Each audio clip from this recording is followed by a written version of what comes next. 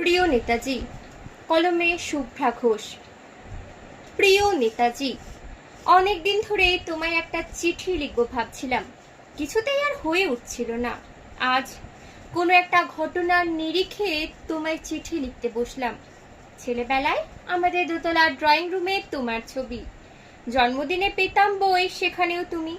বাবার গল্পে তোমারই বীরত্ব, ক্রমে শুনতে শুনতে জানতে জানতে আমিও তোমার ভক্ত। বাবা বলতেন ইন্ডিয়ার আরেকজন নেতাজির খুব দরকার ছিল।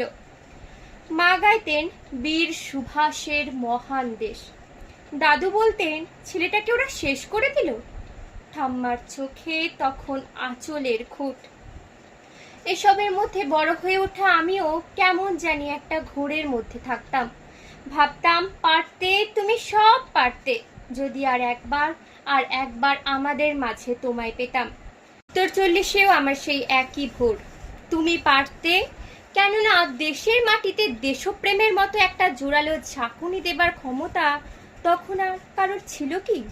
এখনো আছে কি? তোমার হারিয়ে যাবার পর দেশে কত কমিশন বসেছে, ভারতের পূর্ব পশ্চিম উত্তর দক্ষিণে। কোনো পীর, কোনো সন্ত, কোনো দয়ালু বৃদ্ধকে দেখে ভুল করেছে সবাই, ছুটে গেছে তুমি মনে করে, কিন্তু ফিরেছে মাথা নেড়ে। তবু তোমাকে পাবার আশায় বুক বেঁধেছে। তুমি তো শুধু বসুবাড়ির নও, তুমি গোটা ভারতবর্ষের মণিকোঠার হীরক, যার আলোর শুদ্ধতা কালোকে সাদা করতে পারে। এই বিশ্বাসে ভর করে সবাই ভেবেছিল তুমি আসবে, তুমি আসবেই, কিন্তু এলে না।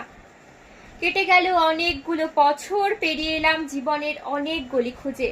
তুমি এখন বিমান বন্দরে, সভা সমিতিতে, রিসার্চ ব্যুরোতে, এমনকি ছেলের নামকরণেও।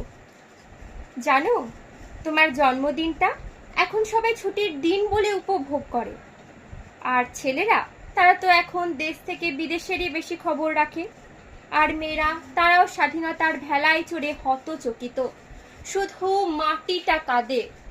সেই কান্না যেন ভূমিকম্প, খরা, এলনিনো হয়ে চারিদিক ভাসিয়ে দেয়। এখনো অভিমান করে শুয়ে থাকবে রেনকুজিতে? আজ যখন ঘাড়ের ওপর AK-47 নিঃশ্বাস, রক্তের হরি খেলা ধর্মের জিগিরে, তখন শোনাও সেই আওয়াজ, আমি সুভাষ বলছি। মেয়েটা দৌড়ে এসে বলবে, মা মা দেখো উনি আসছেন।